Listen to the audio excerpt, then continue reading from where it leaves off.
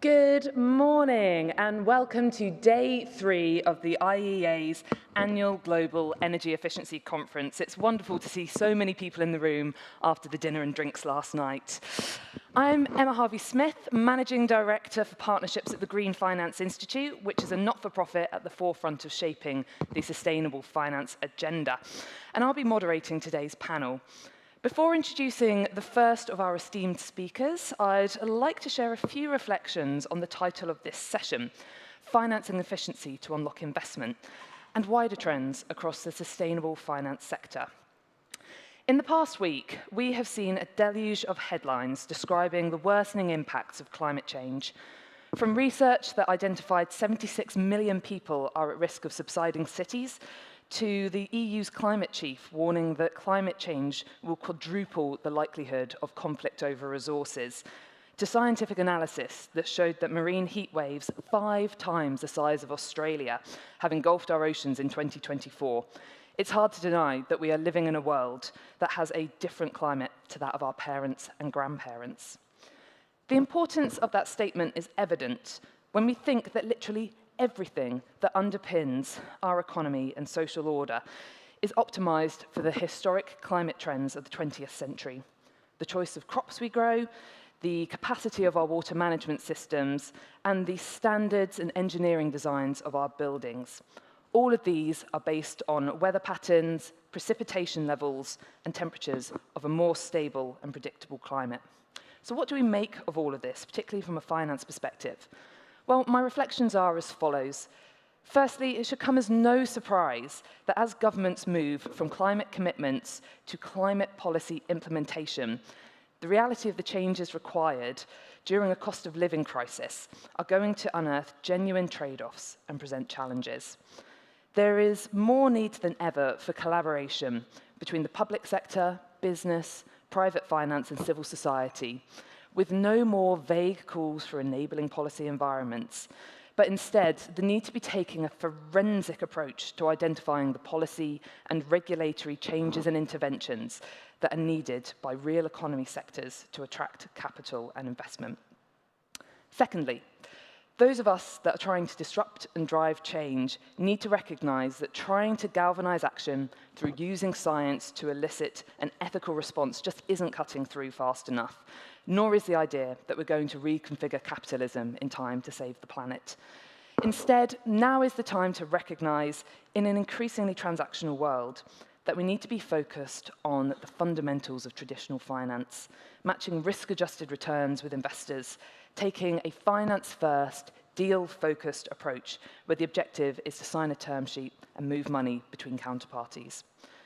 This approach is informed by the work that we've been doing at the Green Finance Institute for the past 6 years, working closely with governments, financiers, business and civil society across 9 countries, where we have designed and tested some of the financial solutions and institutional architecture needed to deliver projects in the real economy, from green mortgages and utilization-linked finance through to green transition funds and heat network liquidity pools. It's also informed by an assessment of what is and isn't leading to direct investment in transition infrastructure and technologies, such as the electrification of heat and cooling, which frankly is where we need to be focusing our attention. And thirdly, when we see solutions that are working, we need to share lessons with all actors along the value chain, from policymakers to organizations involved in building the project pipeline, through to financial institutions and capital markets actors. And we need to share lessons across jurisdictions so we can shorten the timescale for innovation and action and avoid duplicated effort along the way. For example, the Green Finance Institute and partners, including the Climate Bonds Initiative and Energy Efficiency Hub, are exploring a collaborative initiative to develop the toolkits and technical assistance needed to scale property-linked finance, which is a novel solution that supports building decarbonisation and resilience.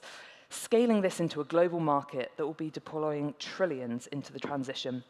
This will draw on the lived experiences in the US, UK, Australia, and Spain, and aims to create a replicable pathway for other countries to follow.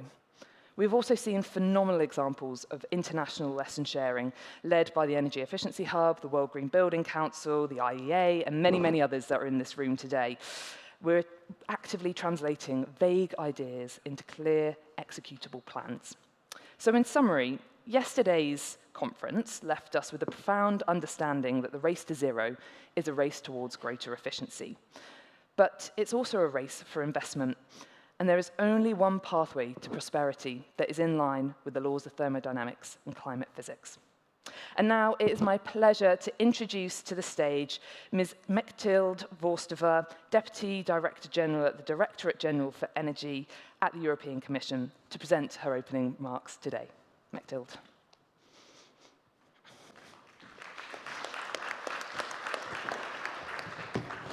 Thank you very much, Emma. Good morning to everyone, ladies and gentlemen. It's a pleasure to be here today to open the Friday morning, early morning session on financing efficiency to unlock investments.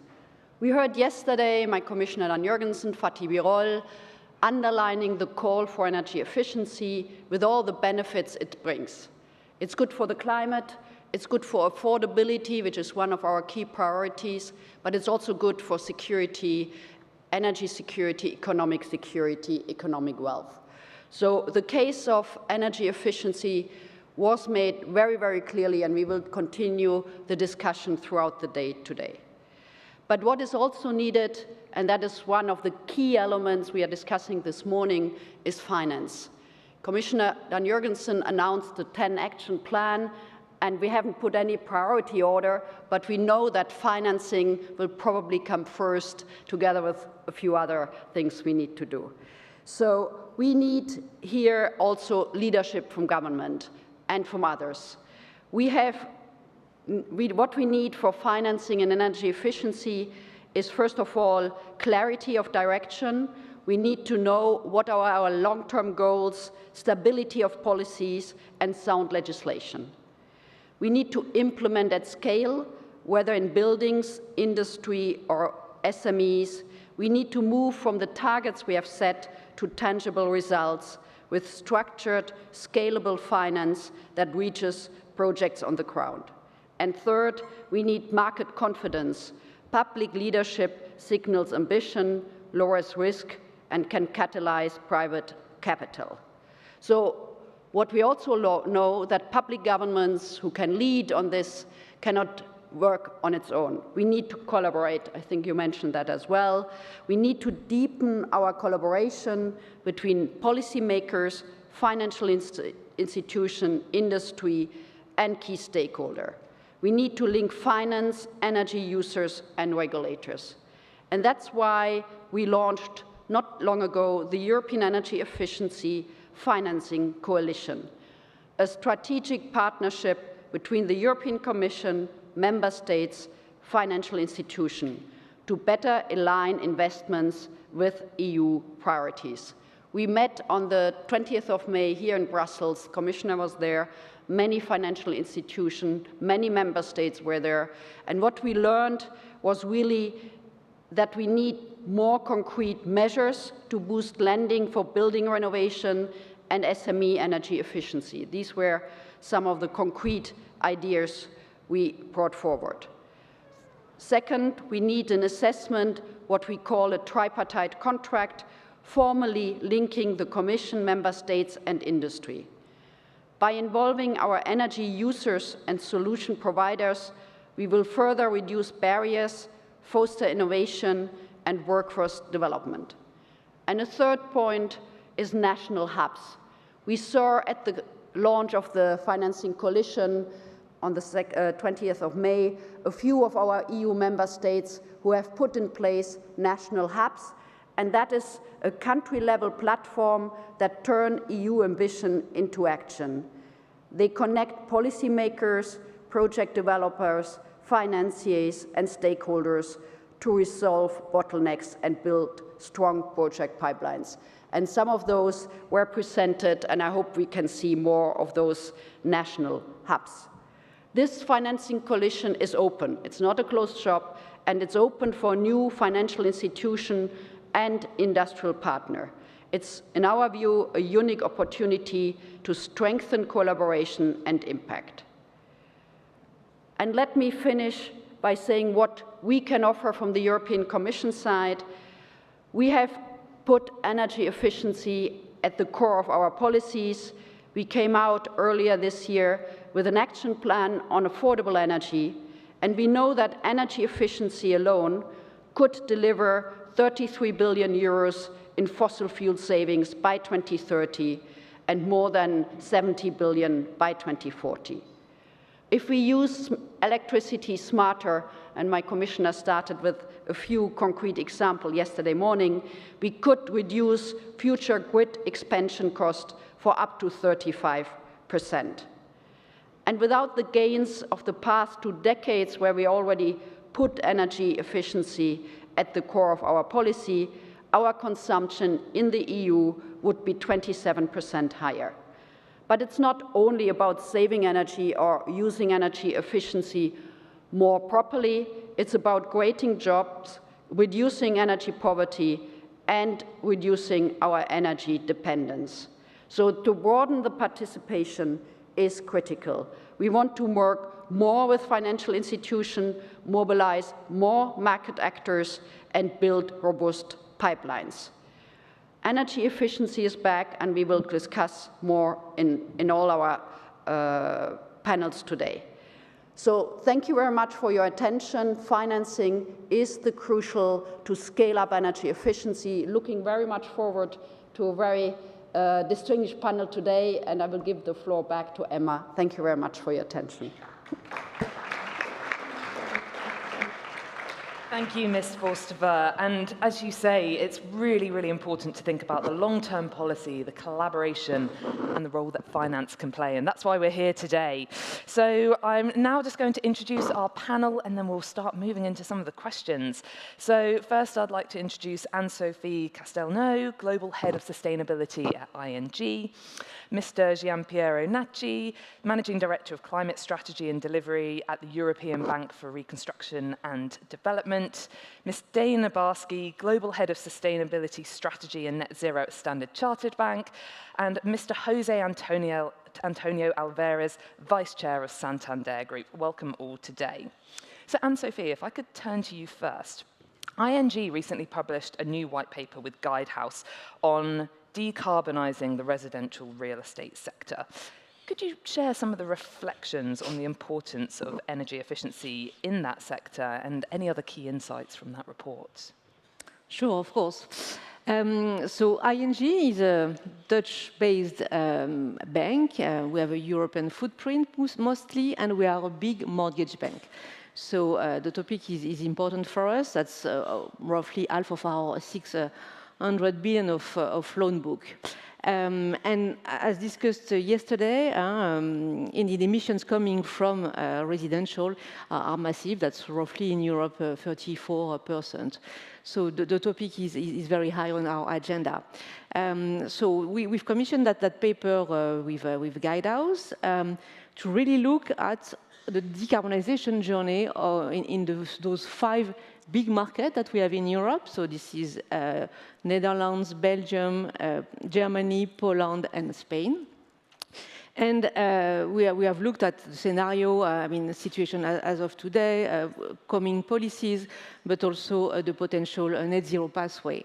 And the conclusion is first that we are far from the target. That's not a surprise for anybody in that room. But basically, the gap that we anticipate at this stage for 2030 compared to the EU ambition is roughly 25%. So we really need to accelerate. And we have identified 4 key technical measures that need to take place, basically, so as to try to close that gap. First one is not directly linked to the real estate assets themselves. This is really about, indeed, the type of energy that is coming to the home, the type of electricity, how it is produced. So basically, we need to ensure that the energy mix is more green, and that's something that governments and large corporations are working on. But this is something that is out of, I would say, the hands of owner of the assets. There are 3 other levers that are more related to the sites themselves. First one is, of course, deeper renovation. This is the key dimension. Second one is the upgrade of the heating system, and in particular, installation of heat pump. And yesterday, we had someone talking about it in the panel. And the third one is for the new built environments, higher standards for installations. We have also identified in that paper I would say, barriers that are still existing for that transformation to take place, and that's clearly cost and willingness from the owners to finance, ability to finance, technical complexity, availability of companies to renovate, regulations or lack of regulations, and finally, more anecdotal, this is some aesthetic considerations. So the paper also looked at who are the key stakeholders and who can do what so as to make it happen. And we have identified 12 different stakeholders and identified also what can be your role in that, so as to create that ecosystem to accelerate. And among those players, of course, governments are a key one, and they are the one who can enable those key measures to take place. And I think that will be consistent with your commitments to the Paris Agreement, that they move forward, and in particular that the implementation of EPBD is taking place along those lines, with clear national renovation plans and strategy to steer that decarbonization. Second big player, for sure, banks, and banks have a key role to play, and this is what is making us busy these days. Thank you very much. So I'm hearing it's a complex landscape, but there are opportunities to cut through Definitely. and help customers. Amazing. I'm sure we will come back to a little bit more on the consumer aspect soon. Gian-Piero, a question for you.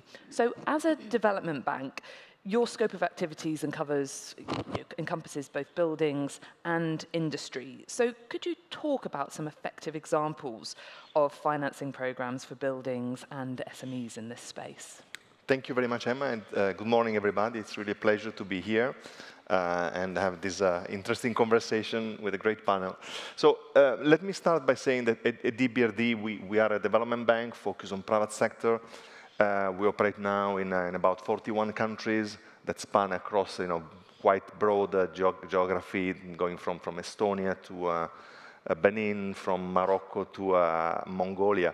But our original regional focus was in Eastern Europe and former Soviet Union. So I must say we're probably, even if we didn't define ourselves that way, we are an energy efficiency bank because, at the core of the development in this region was and still is the issue of inefficient use of energy, inefficient use of resources. And we recognize the need to address this as a market failure, because ultimately it's about the link between competitiveness, economic growth, and effective, efficient use of resources and energy in particular. So in this respect, energy efficiency has been always very much at the center of our activities and our financial products. Now, the issue is even more compelling today, considering that in order for this region, and again, in time we have expanded to cover also, Turkey, North Africa, and now we are, moving into Sub-Saharan Africa. Still, the key challenge to preserve economic competitiveness and, in fact, strengthen economic resilience is also intercepting the technological evolution. So these countries, emerging economies in particular, will not grow, will not be able to develop at the pace they need unless they intercept, they connect with the technology advancement and evolution, particularly in the green space. We're talking about and energy efficiency technologies are very much part of the equation. In addition, we're now in 41 countries. We'll be soon in 44 because 3 countries will be added soon. Out of these 44 countries, only 7 are net exporter of energy. So all the remaining countries are actually net importers. So there is also an element of not only energy security, but the ability to divert or, let's say, allocate, financial and private resources away from spending on fossil fuel. So that's a bit of a long premises. Now, going back to your question, because energy efficiency is a key component,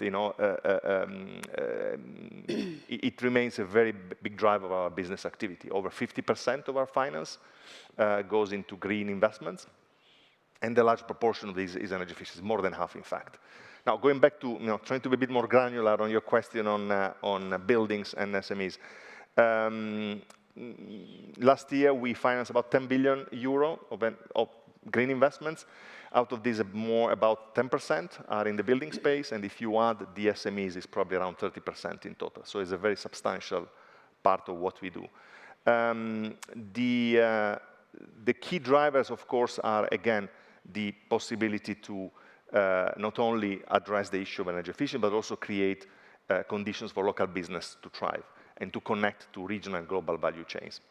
Now, in terms of specific example, I would like to mention one element. It's a bit connected with Anne-Sophie's point on some of the barriers and the issues, particularly when it comes to the transaction cost, the awareness, and the ability of the whole financial system to support the economic development, and addressing energy efficiency needs.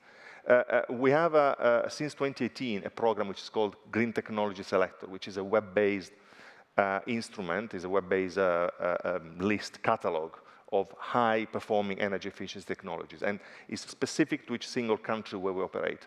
It's available in 10 languages, and basically every company that is active in terms of technology providers, traders of technology, they can list their technologies there.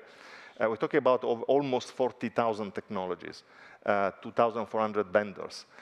And the idea is not only to create awareness in the market and also attract vendors to list the technology, but it's also a way for SMEs to go to their local banks and use this as a way to identify the eligible technology that can then get finance for.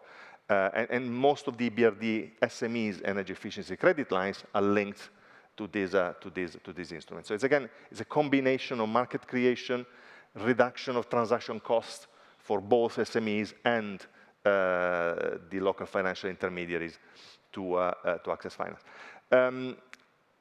Because again, going back to the barrier point, it's an issue of awareness in the financial sectors, ability of bank officers to understand how to structure finance, but also facilitating the access to information for SMEs and companies.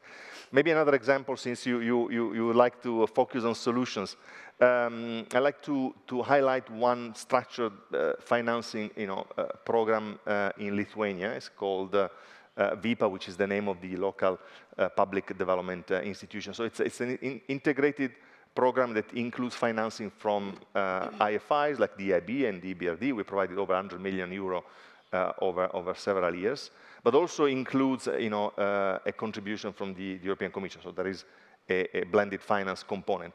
But at the core of it is about building renovation in a structured package. So it's a combination of interventions from local construction companies, local ESCOs, to support in particular deep renovation of apartment blocks.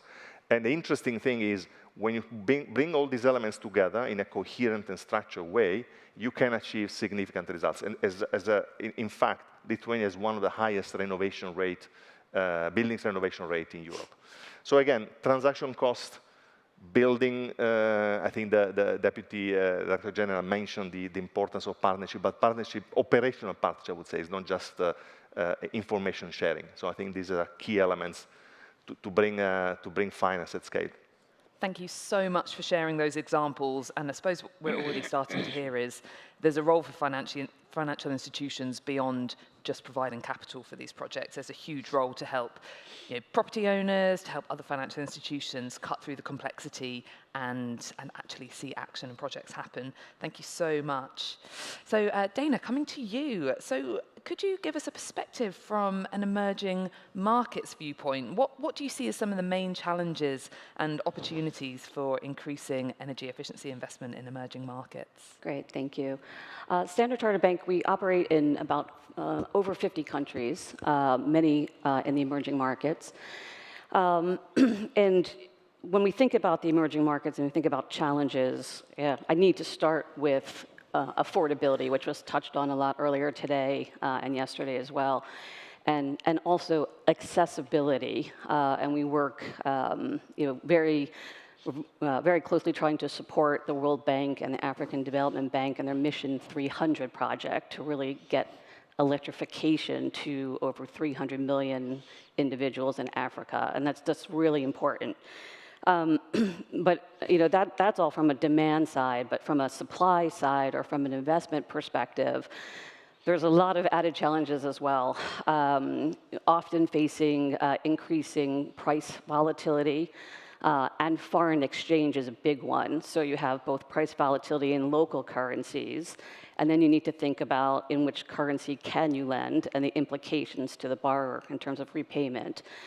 And then also, we're often dealing with countries that have higher debt burdens, which makes them very hard to support important projects or projects that need incentives such as subsidies or other types of support. So that's challenging.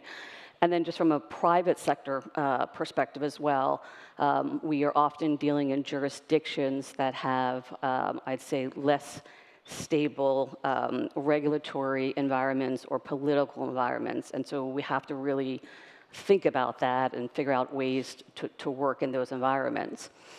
But there's lots of good news too. So we're able to really navigate all of that.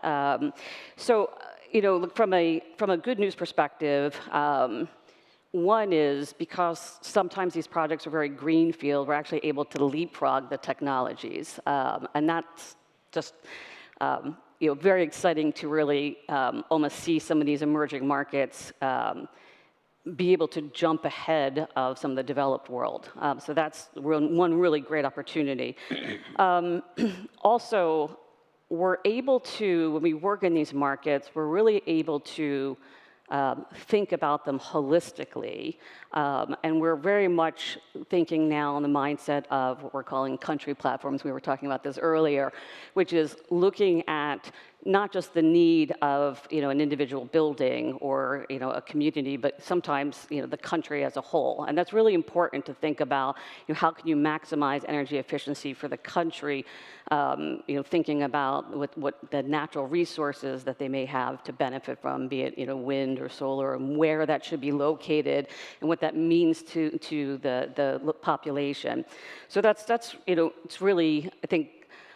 You can do a lot when you think about a municipality or a country in a holistic way.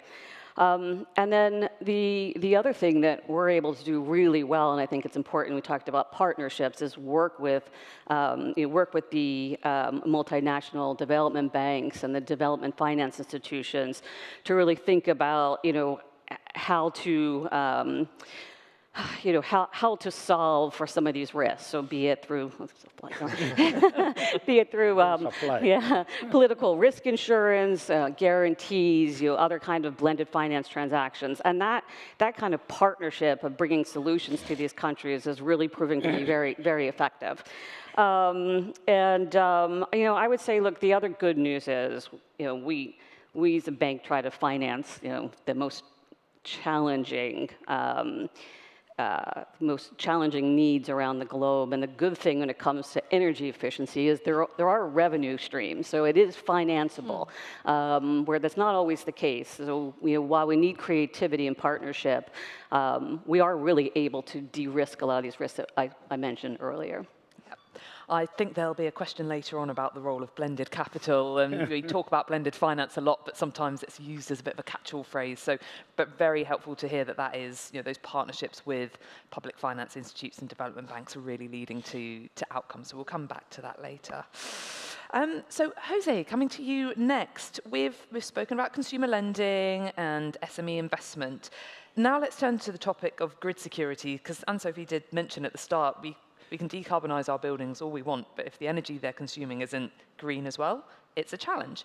So energy security has been a key theme of this conference, and it's really a balancing act between supply and demand. So can you talk about Santander's view on unlocking investment in clean energy transition more broadly, including energy storage and grid integration? Okay, good morning to everyone. Happy to be here, delighted to be with this distinguished colleagues in the panel. First, I need to say we started financing the energy transition in the late 90s, financing renewable energy at a time where subsidies were representing 80 or 90% of the financing of the operations. Yeah? So without the subsidy, it was absolutely impossible to fund any renewable project. Since that time, a long way. Yeah? So now today we have a significant number of projects, and we fund on a daily basis projects, big projects that are self-contained. So are not feeding like they were in the past, are merchant projects that are bankable, and I should say that there is plenty of demand in the capital markets for this kind of financing. So for that reason, the use of the word unlocking is a bit too extreme, because depending on what, financing is widely available. Let me go through the different segments. On the consumer side, the problem we face is normally the scale and standardization of the projects. It's highly granular, you need to go case by case, it's too expensive, we need some kind of standardization, and we need to rely upon the sponsors that execute in the projects. Otherwise, it becomes a reputational risk for the financial institution. So this is the main hurdle I see there, other than the elasticity to electricity prices is very high. We see the demand picking up after the Ukrainian invasion, and now the demand collapsed when the energy prices became significantly cheaper. So we need to find a kind of more stable environment in relation with the consumer. When it comes to the production of energy transition, so renewable energy, we are not betting in any particular technology. We go project by project. Yeah? But it's true, as of today, that there are some technologies that are bankable, easily bankable. Wind, solar are relatively easily bankable. Battery storage is also easily bankable. While other technologies in which the EU is betting on, like green hydrogen, are not bankable. We need the support of public support, official institutions. We need some kind of, I don't know, subsidies like we needed in the past with solar and wind 20 or 25 years ago, before the technology becomes a technology that is able to produce energy at a price that is affordable for the consumers or for the industries. Finally, you raised the point of storage, that is naturally, and the grid. Naturally, everybody knows renewable energy, to match supply and demand is not easy. You have the supply when you have the supply, and the demand is more predictable. And in the middle, you need to bridge this period. Batteries play a role. It's a business case that is sustainable. It's possible to finance on a pure market basis battery storage. The battery is not only about storage energy. It's also about the inertia of the grid. Okay, because as you know, in Spain we suffer and some people we suffer a blackout, and some people say the inertia in the grid was not enough. We need another sources that produce inertia to the grid, and batteries for sure is one of the sources of inertia to the grid. Certainly there is good news here. Batteries are easily financed. Yeah. So the question now, I will ask for questions that still delay the process. Particularly important is permitting. This is a problem. And many times, time to get all the permitting is much longer than the execution of the project. We should work on this. So, and this is up to the private sector, this is up to the public sector. So we should speed up this process. Otherwise, the energy transition becomes delayed. So I should say, I'm optimistic. It's possible to fund a significant, the majority of large projects for production energy, including efficiencies. Efficiencies are much are more tailor-made type of products and somehow share the problems of the consumers, scale, and the capacity to aggregate projects. Otherwise, well, at least you got companies specialized on designing the projects is very difficult to fund. But in general, I see the funding widely available, but, and I mentioned specifically green hydrogen because the EU put a lot of emphasis on this, and there is not a business case, still a business case that can be sustained without subsidies or other kind of assistance from the public sector. Thank you. So we really need to look at the energy system as a whole, as well as thinking about energy efficiency. We need to look at these different technologies and really drive down the transaction costs, make these replicable transactions, which sometimes is easy and sometimes is harder. Coming back to the theme of energy efficiency and the role that banks can play, we've already heard a few times that banks will go beyond just providing capital. They will go and partner. They will support their clients in the UK in the green mortgage market, where there's over 90 products available to consumers. You know, many of those are offering free energy efficiency assessments or guided advice for consumers. I mean, Anne-Sophie, it'd be really good to hear from you, sort of from your work with Guidehouse, what can banks do to support energy efficiency and how can they go beyond capital provision? Yeah, so in general, banks can play a role in supporting the transformation of the economy. That's the big picture, let's say. And for that, they finance and they engage with your clients. And that's a bit the two components that I see there. As ING, we indeed look at where is our activities and where to start. And we had identified basically 4 big areas for us to focus on. It was the energy sector, the transportation sector, heavy industry, and real estate. And deep diving on real estate, we have, for us, several roles to play. First is to finance and making those transformations to ensure enabling energy efficiency and I would say renovation of those buildings easier accessible to clients. We want to, we focused on making sure affordability will be better. And that's why we've designed for a certain number of our markets, product and mortgage that are basically cheaper for clients that are going into a process of renovation of your building or that are buying an asset that is already energy efficient. So that is the first component. But we need to go beyond banking so as to, as I said, a bit accelerate that move.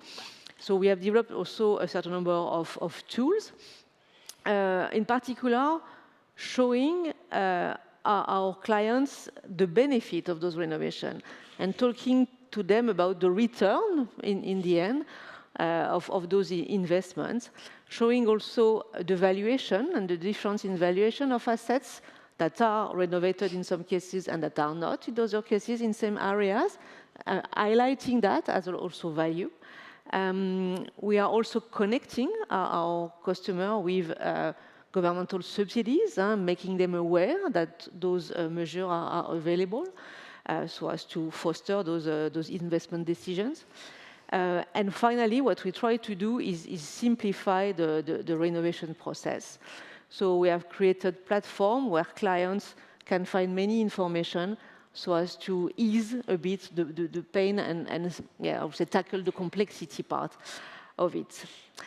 Finally, beyond banking, what we do is to engage with stakeholders and share our findings, our thoughts with our peers, with governments in the various markets where we operate with at European level. And I think it's valuable so as to, this is not something we have to solve on our own, but we have to solve collectively. But maybe one caveat, we can only play a role if our customers are indeed willing to get our financing to some extent. So there's a lot of, I would say, shared responsibility there. That ecosystem needs to result in decision-making from homeowners into investing. Yep. It's almost as though you've teed up my next question, which is, I think we often talk about the supply of finance, but how do we then actually deploy that capital, particularly where there isn't a pipeline of projects? So, to bring a UK perspective, we have over 90 green mortgage products in the market now, but retrofitting rates are, not at the level that we would like to see. So, what role can governments play in promoting energy efficiency, in helping SMEs, property owners, and individual homeowners to go on their retrofitting journey?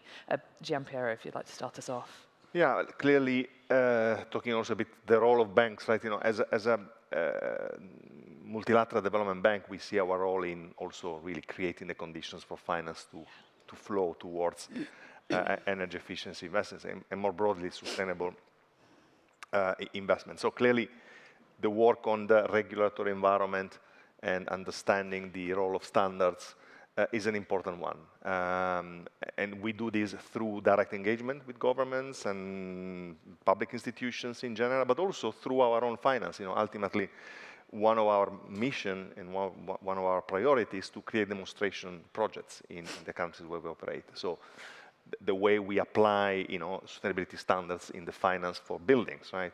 That's an important consideration. But also creating the capacity in the market to attract investment. One example that I always like to provide is the work we do with local financial institutions in terms of supporting their ability to integrate tools and information in the way they make investment decisions, financial decisions. So we've been supporting, several banks. We operate with over 150 local banks across the countries where we operate, where we work. And we are supporting them with the development of the capacity to undertake, develop, and execute transition plans with a strong focus on sustainability. This entails introducing elements of climate considerations in their management practices, use of data, but also very much looking at the way they manage their portfolio of assets and looking at the risks, underlying risks, and the underlying opportunities. So, this work ultimately creates a systemic effect because moves the needles in the market, also pushes the local financial institutions to seek for more efficient, more ambitious projects. Maybe last point, there is also a degree of financial innovation that we can all work on. One example is to moving towards outcome-based finance, sustainability linked loans, so where ultimately you create KPIs that are linked to the investments that ultimately trigger a behavioral change in the way financial institutions operate and in the way capital is allocated. Yeah. Thank you very much. And any thoughts on what governments can do? So, well, the governments, yes, of course, the governments play a big role, talk about the role of regulation and giving certainty to the market in terms of the direction of travel. The permitting is an important element, of course, but also the identification of these standards and regulation that unlock the investment. I'll give you two examples, perhaps outside the European Union. One is in Turkey, where there's been a chronic problem of waste management and lack of use of waste streams, byproducts that can be reutilized, in the economy. And this was linked to let's say, an element in the legislation in terms of the definition of waste and of waste criteria. So basically fixing the definition of how waste is defined. This allowed companies to start trading, in fact, waste materials and byproducts. So what we're trying to do and what the government needs to do is really understanding where there are bottlenecks.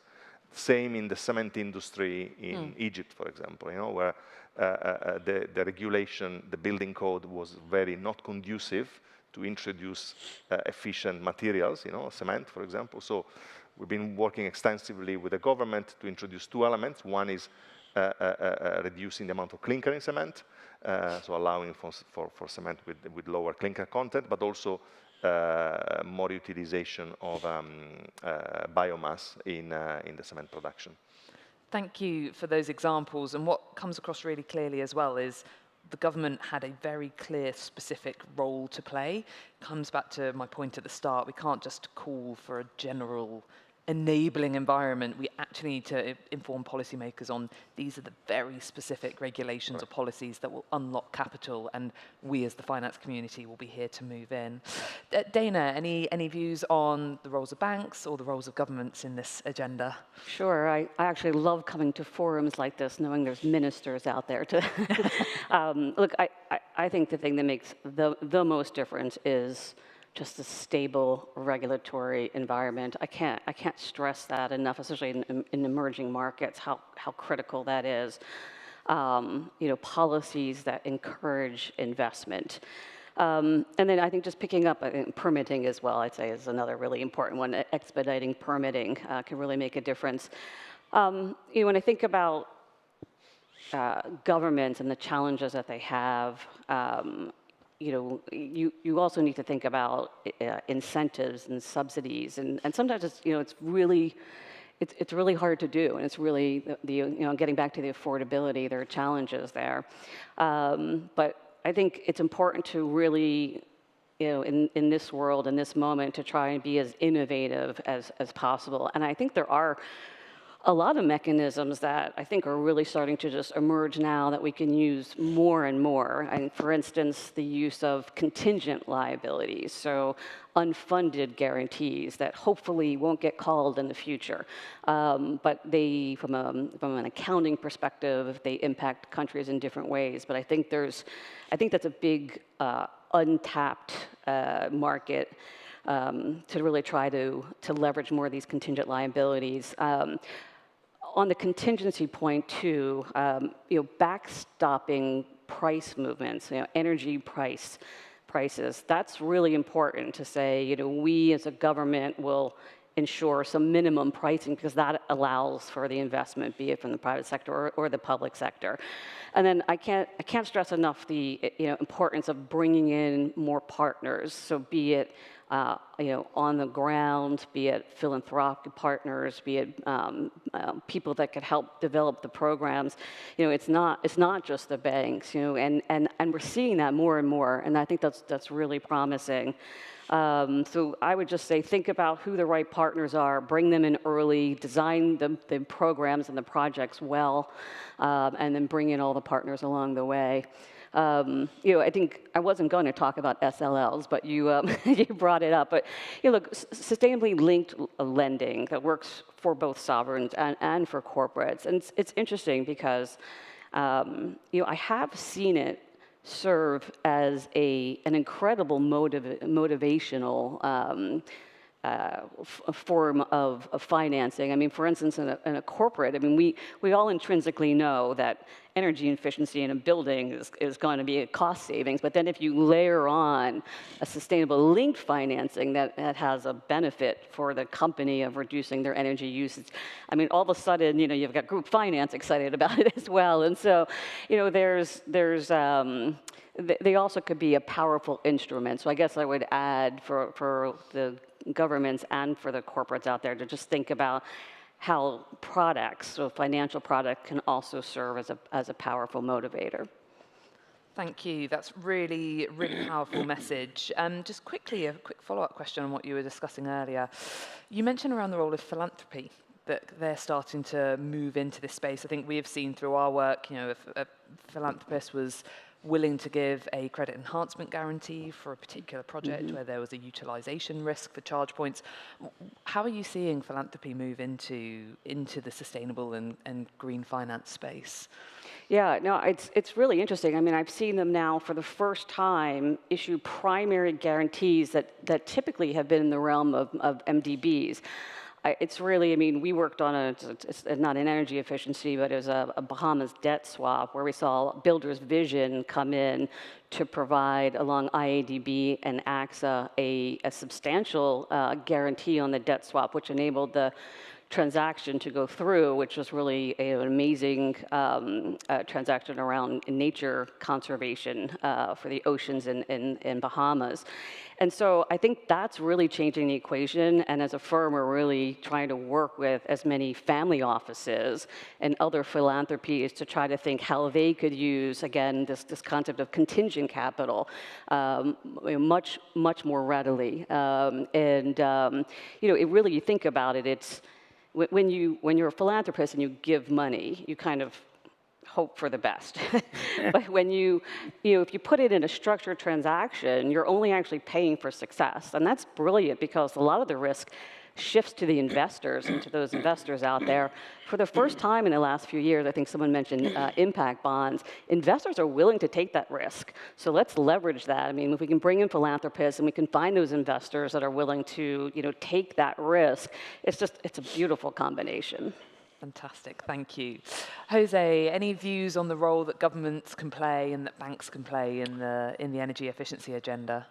For sure, the government has a role to play, a big role to play, I should say. Yeah. So the first thing is to create a regulatory environment that facilitates all the process. That's including permitting, that's including tax incentives of subsidies, if any. That's include, for example, in the condominiums, facilitating the decision-making process and the majority to take decisions. It's not the same. In some cases, to take a decision like this, it requires, I don't know what majority. They can facilitate achieving the majorities in order to address, to go to this investment. You got this,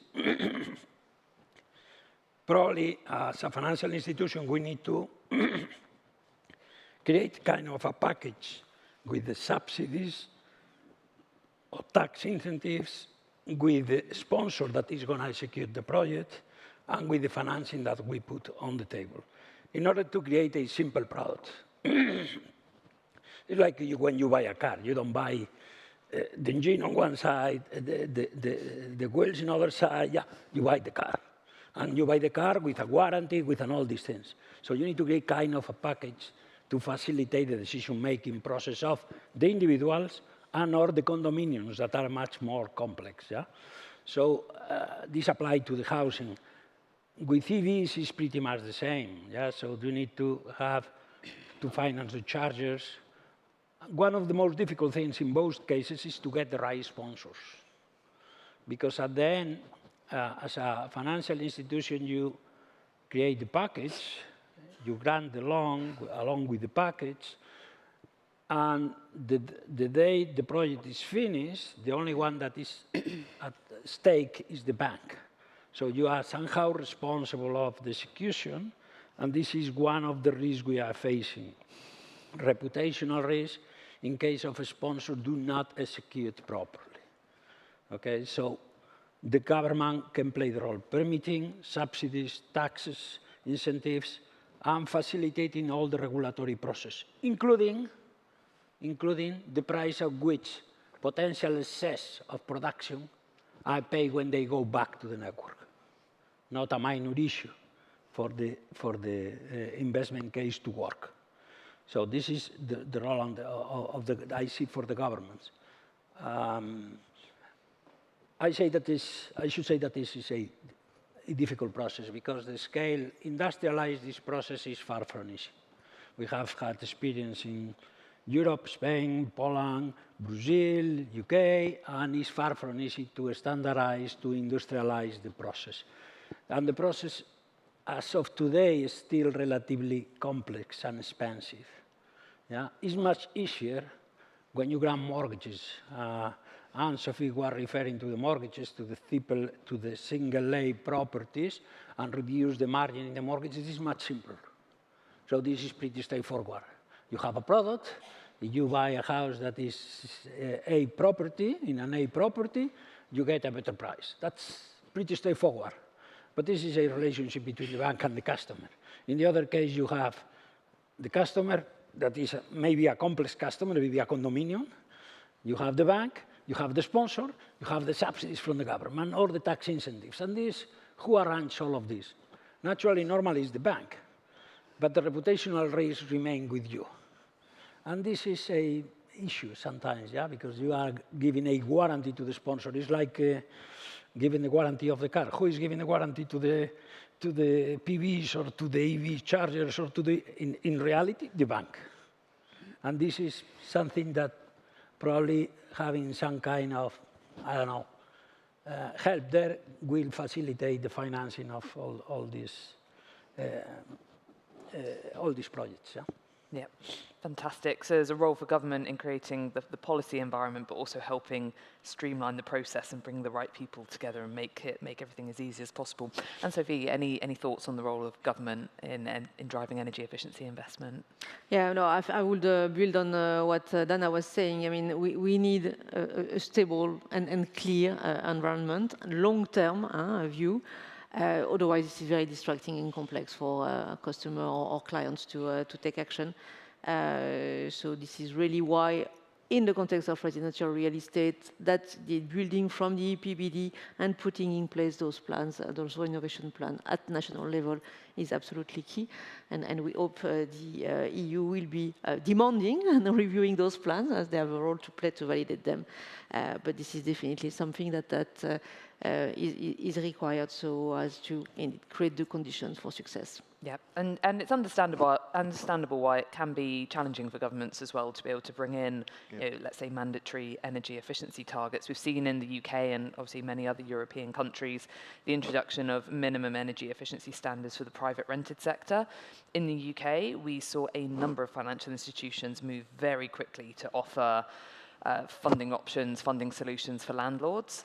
And we also saw them very quickly pull out of the market when the legislation was rolled back on. So as you were saying, someone said earlier, the stability of that policy is equally important. But Jean-Pierre, you want to come in? I just want to add a couple of quick reflections, because I particularly like state intervention which actually trigger market responses, and particularly if they're inspired by competitive objectives. Two examples, the white certificate schemes, I think in Italy and Spain have been very effective to create momentum for energy efficiency investments. And the other one, which is often a bit overlooked, is the role of public procurement. So green public procurement rules can really make a big difference in the market. There are so many interesting experiences in the Netherlands, for example, with the Green Ladder. So these elements, this intervention that, apart from the regulatory certainty, but also that create momentum in the market and the competitive pressure, I think these are ultimately proven to deliver very significant results. Thank you, really helpful to hear. So I'd like to ask each of you, what's the most exciting energy efficiency financing trend you're seeing at the moment? It could be a project you're working on, a product you're seeing being developed, something else, an exciting policy. Anne-Sophie, if you want to start us. Yeah, exciting. I don't know if that's exciting, but we are continuing to test and learn from, indeed, experimenting in particular in the Netherlands. It's something we started in 2018, so we started having a good understanding of how in residential real estate customers react or not, and what do they really need. And first of all, what is interesting is that in the Netherlands, sustainability is not really a driver for customers to take action. They are not renovating because they want to be green.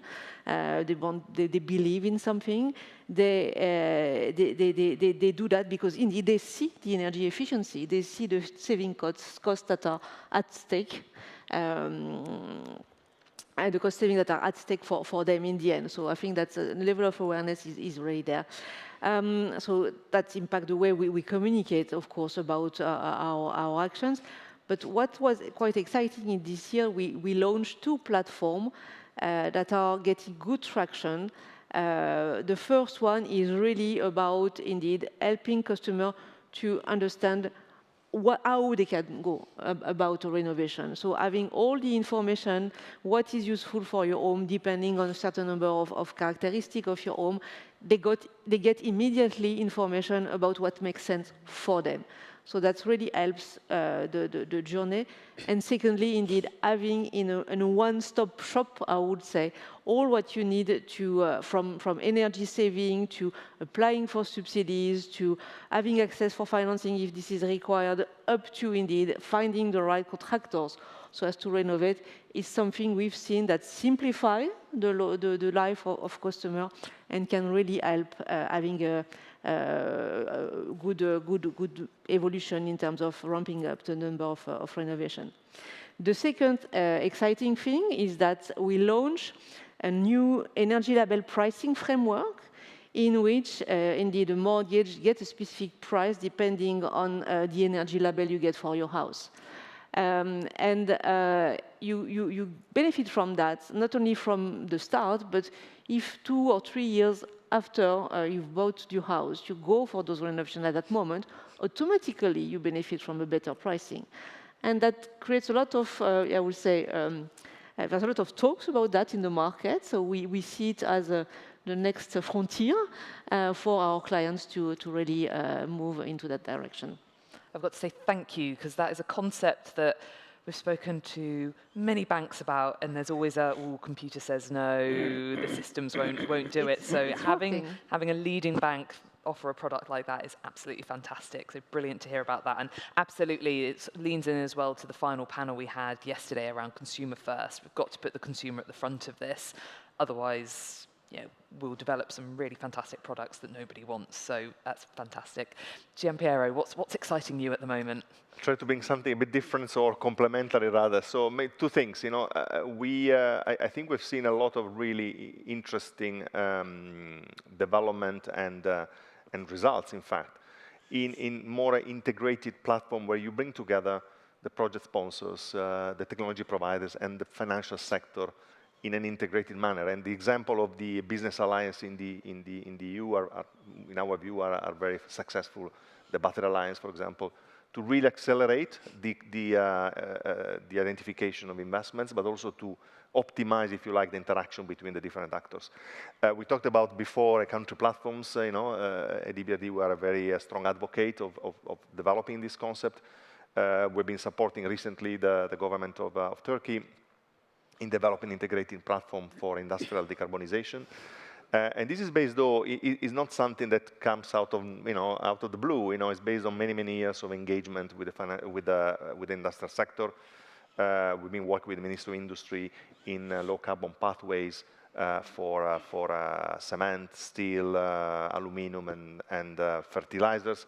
But again, the recipe there is to work with the industrial sector, identifying the technologies and the solutions, the investment needs, and then bring in the financial solutions that can deliver these investments at scale. So this more integrated platform that bring together the technological solutions, the financial sector, but also the regulatory enablers, and link all of these with climate ambition, with energy efficiency ambitions. We believe there is a lot that can happen in this space. And presumably a highly replicable model. And very replicable. Amazing. But a bit labor intensive, so it takes a lot of a lot of time to pull together. Amazing, thank you. Dana. I'm going to give 2 examples. One's small, but I love it because it's replicable and scalable, and I'll give one big that's something that picking up on something you said. So on the small example, I think it's just so impactful, which is we've been working on a bunch of projects around the globe replacing old streetlights with LED. And what I like about it is the model's changed slightly, which is instead of saying, everyone, put out an RFP, give us the cheapest bid that you can. Instead, the municipalities are saying, this is how much we're going to pay. You tell us how much energy we're going to save. And we did one project where the savings was about, I think, 74%. So I mean, it's really meaningful.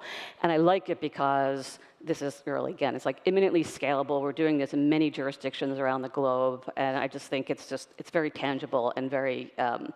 It's just easy to execute. On the other side of the spectrum, I think more challenging to to execute, but so critical is this concept of country platforms.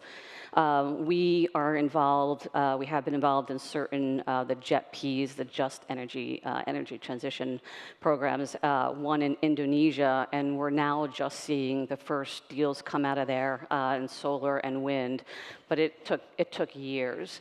I was pleasantly surprised, I didn't know when I agreed to speak here, that the King of Lesotho would be here, because we're also working with him to try to develop a country platform.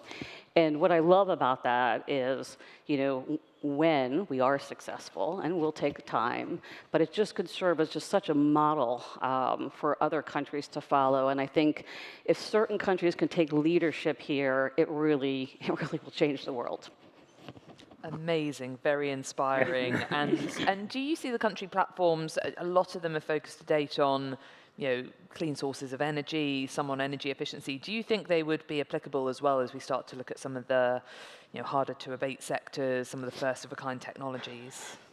That's an interesting question. I mean, right now they have been looking at energy more broadly. I think it depends on the ownership structure of some of these entities. I mean, sometimes the steel companies, the cement companies, they're privately owned, right? If they're a state-owned entity, you may have more control than if it's a privately owned entity. I think when it comes to the hard-to-abate sectors, I really believe that technology is going to make a tremendous difference. And that's so much more of a technology play. I mean, for instance, the increase of scrap steel when it comes to steel, and circularity there is so critical, or carbon capture technologies are going to make a real impact. So I think that's not necessarily a country platform. It could be. I would love to see that. I mean, I think when you think about a country, you need to think about energy, but you also need to think about what's most important to them, right? And it could be energy security. It could be food security, right? It could be, but I think that bringing that element of aligning your finance to what the countries really need and thinking about their capacity and what's possible is really the best way forward. Yeah, brilliant, thank you. And Jose, what's exciting you? What Dana is saying is experience that we have had in Latin America, yeah? So the dilemmas, yeah? So when we are into the energy transition and a given country relies on the coal they produce, going out of the coal to other sources of energy sometimes is difficult because they have other choices that probably for them are more important, as Dana said. Well, the project probably, because the size and because the importance for the country, we've been doing this year is the arrangement of the Baltic 2 and 3 projects in the wind solar farms in the Baltic Sea. That's still important, not only because the size is a 6 or 7 billion euros project, it's because, as you know, Poland is one of the countries that rely the most in coal still in Europe. And funding the energy, finding sources that they can afford and at a cost that is good for the economy is a critical point for Poland. And these projects, these two projects, Baltic 2 and 3, that we arranged this year are critical for the energy transition in Poland. It's not just a particular subset of consumers, it's finding ways for countries that rely upon coal or other energies that the emissions are too high, other sources of energy in which they can rely upon and get funding for this is extremely important, not only in Poland, there are many other countries. Yeah? So particularly coal-intensive countries, you mentioned Indonesia, that is a coal-intensive country, Colombia is a coal-intensive country, they are not particularly rich, and you need to find sources that you can fund without exhausting the resources of the country, and this is particularly important in the energy transition that, well, you know, in all the COPs, the emerging market countries all claim that who is going to fund their energy transition. So ideally it should be the market if we find ways to produce clean energy in their country, being able to fund from outside and the project paying for themselves. Yeah? So this is still work in progress in the emerging markets world. Yeah? Yeah, fantastic. Thank you. only got a few minutes left on the panel, so quick fire round. What does the future hold, or what do you think the future holds for energy efficiency investment? Jose, if you'd like to start us off. I think, well, looking at the consumption, we should focus in buildings, definitively buildings. Buildings in all the dimensions represent a big chunk, and transportation. Transportation, we have already some way forward. Yeah, EVs are there, although some people claim that, well, the way to produce EVs and batteries need to be improved. But buildings, still the technology we use in buildings is still a little bit, can improve significantly. The way we construct buildings, the way we isolate buildings, the kind of energy we put in the buildings, yeah? So this is still work in progress, yeah? So R&D is important, still there, yeah? So because we are working with solutions we already knew 20 or 30 years ago, but new developments, I do expect new developments in buildings, like in transportation. In transportation, we are seeing a way forward, where at least our cities will be without gas cars that, well, gonna help a lot, yeah? But there are other sectors in which we still struggle, and we are advocating clearly for not going for, some people is focusing going from emissions to clean, maybe it's emissions to reduce emissions and to reduce emissions and to reduce emissions before you get clean. We are agnostic in relation with the technologies. As long as you go in the right direction and you approach, you are closer to the final goal, for us it's okay. So I prefer reduce emissions 20%, not looking for a technology that doesn't exist and forcing the customers to do stupid things, yeah? So, Yeah. So that's important. So focus on buildings and recognize it's a journey, not a leap. Fantastic. Dana. So I think of energy efficiency as like the first line of defense. I think it's like here, now, we have to do it, right, as much as possible. Then I would say next, we have to electrify everything we can. And then I think kind of building towards the future is, introducing more and more low carbon technologies, renewables, any kind of low carbon molecules generally, and then finally, whatever's left, really rely on carbon capture, nature-based solutions. But to me, energy efficiency, here now, let's do it as much as possible.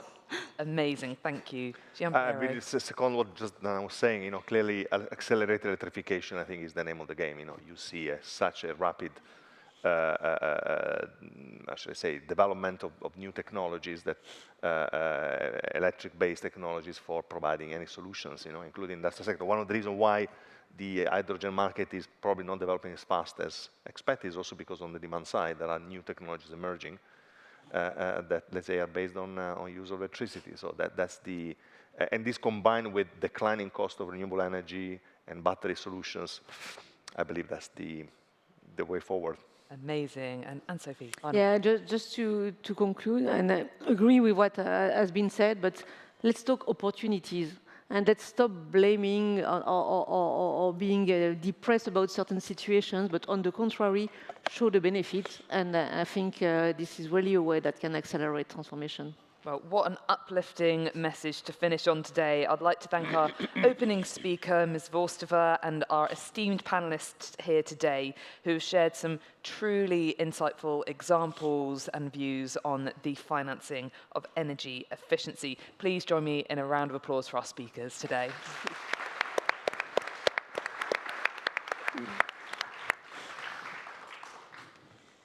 Okay, good.